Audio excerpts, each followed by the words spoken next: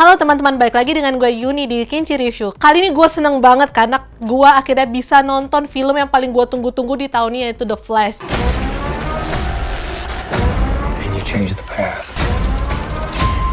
What did you do?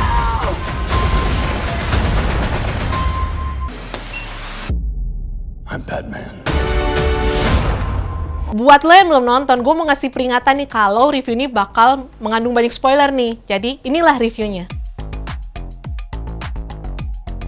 Jadi secara garis besar ceritanya berkisah tentang Barry Allen yang pergi ke masa lalu untuk mencegah kematian ibunya. Tapi Barry tidak sadar kalau dia harus menghadapi konsekuensi besar yang mana dia mengubah keseluruhan universe. Jadi ketika dia kembali lagi ke beberapa tahun ke depan, semua hal dan semua orang yang dia tahu ternyata benar-benar berbeda dari semesta yang dulu dia tinggali sebelum dia menyelamatkan ibunya.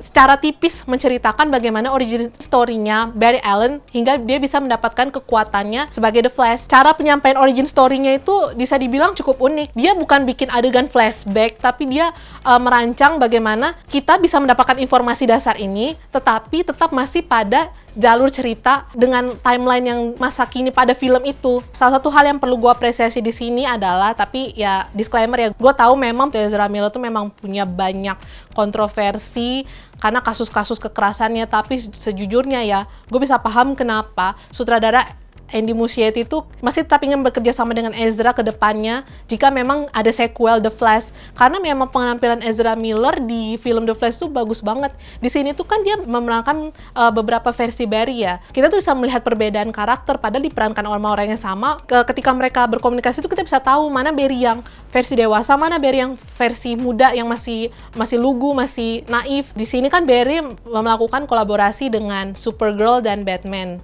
versi Michael Keaton. Kita mungkin kalau lihat trailer, lihat poster tuh yang lebih ditonjolkan tuh Batman versi Michael Keaton dan Supergirl. Padahal sebenarnya menurut gue film ini benar-benar tentang Barry, dan memang Supergirl dan Batman versi Michael Keaton tuh ada untuk melengkapi si dua versi Barry ini dalam menjalankan tujuannya untuk yang katanya memperbaiki keadaan itu. Ya memang porsinya pas, tidak menutupi kisahnya si Barry-nya sendiri. Seru banget.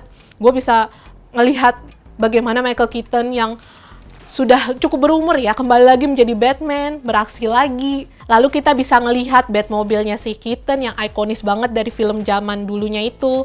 Lalu bisa ngelihat Batcave-nya dia.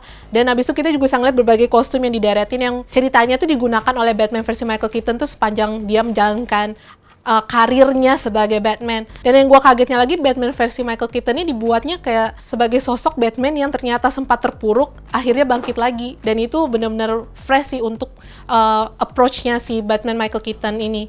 Lalu kalau si Supergirl-nya itu, Sasha Calle tuh benar-benar tepat sih dipilih sebagai Supergirl. Bisa dibilang nggak terlalu banyak di film ini Supergirl, tapi memang kehadiran ini cukup mencuri perhatian. Hal dari The Flash nih yang menurut gue sangat detail, dan menurut gue nih yang gue perlu mengapresiasi penulis naskahnya itu Christina Hodson itu adalah dia itu bisa menjelaskan konsep multiverse itu dengan, menurut gue, dengan cara yang mudah tapi kita ngerti secara kompleks gitu loh. Ada satu adegan di mana si Bruce Wayne yang versi Michael Keaton ini menjelaskan konsep multiverse kepada si Barry. Dia tuh menjelaskannya dengan memakai spaghetti sebagai alat peraganya. Menurut gue penonton tuh akan mengerti loh konsep multiverse yang disampaikan di DC Universe itu bagaimana. Dan ya pasti jelas ada perbedaannya dengan konsep multiverse dari MCU lah ya, yang kita udah tahu. Yang pertama yang mungkin skeptis, saya bilang, kok ini ada multiverse lagi, kok terus gimana nih, apakah nanti konsep multiverse-nya mirip dengan studio sebelah? Menurut gue nih enggak.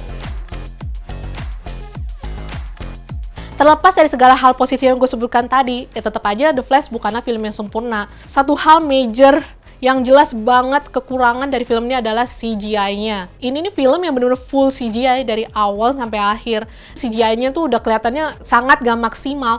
Waktu pas adegan Barry mau mengeluarkan Speed Force-nya, dia mau bergerak cepat, lalu keadaan menjadi lambat. Kelihatan kalau lu nonton film animasi, atau enggak kalau lu nonton cutscene di game deh, kayak gitu tuh kualitas CGI-nya. Harusnya kan ya Warner Bros sudah lebih siap ya, karena kan udah tau lah film ini kan memang mengandalkan kecepatan, mengandalkan adegan slow-mo. Lalu setelah masalah CGI ini, ada satu hal lainnya yang menurut gue cukup ya bikin film nih jadi ya itu masih belum sempurna banget adalah bagian konklusinya. Jadi ketika terungkap siapa itu Dark Flash yang menjadi villain utama di film ini, kan di bagian akhirnya tuh kan diceritakan bahwa Supergirl dan Batman versi Michael Keaton tuh kan akhirnya tewas kan. Kematian si Supergirl dan Batman versi Michael Keaton tuh mungkin diperlukan supaya, karena kan kita tahu ya kan di situ kan bakal di-reboot sama James Gunn kan menjadi DC Universe.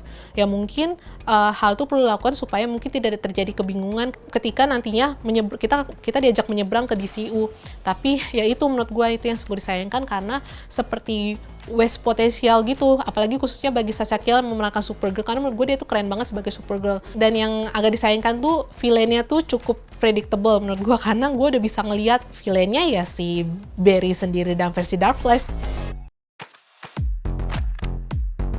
Jadi secara keseluruhan The Flash ini benar-benar film tentang Barry Allen. Pokoknya lu bisa melihat bagaimana proses pendewasaannya Barry selama sepanjang film ini. Film ini menghadirkan multiverse yang dikemas dengan cara yang sangat menarik. Dan menurut gua konsep multiverse ini perlu dieksplor lagi ke depannya ya. Semoga aja James Gunn nanti di DC Universe-nya bisa mengeksplorasi konsep multiverse yang udah dikenalkan di The Flash ini. Jadi untuk The Flash gua kasih rating 45 kayak rating. Nah buat lo yang udah nonton, gimana pendapat lo tentang The Flash?